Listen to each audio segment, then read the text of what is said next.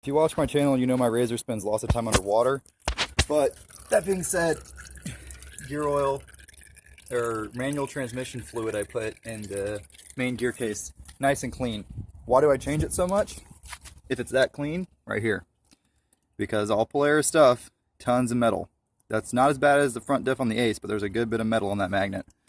You change your fluid a lot, mainly just to clean that magnet off, because you want the metal to collect on the magnet. You don't want the fluid with the shavings to be circulating. I'm doing a bunch of portal maintenance. I'm going to swap portals front to rear, rotate them, because the rear obviously gets more wear.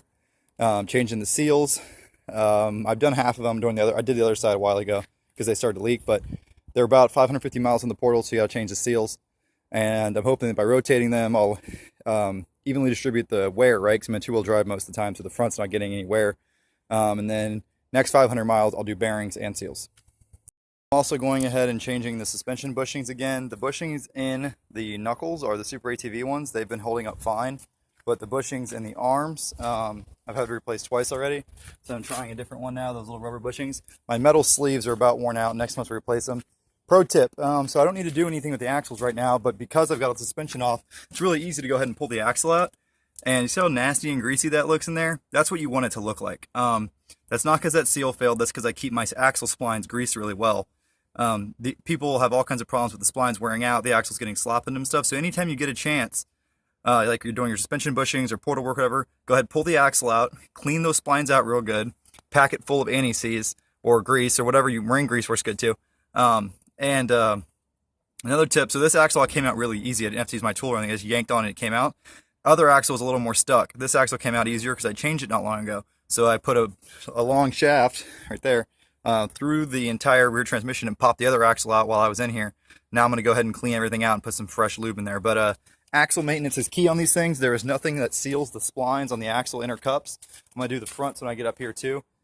Because you got to keep those splines lubricated and well maintained, or you'll have all kinds of issues. The axle's getting stuck in the diff, splines wearing out, stuff like that. But a little bit of preventive maintenance goes a long way, especially when you mud ride and you're underwater all the time. You got my new brass brake pads in. Pretty nice, pretty good amount of material on there compared to the factory ones.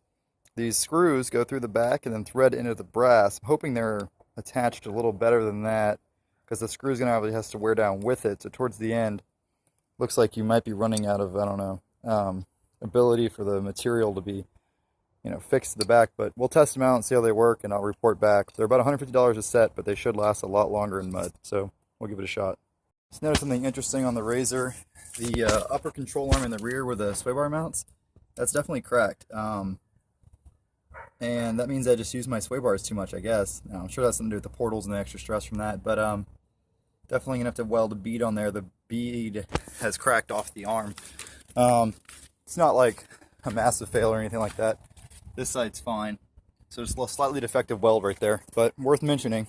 That would never happen on a Honda.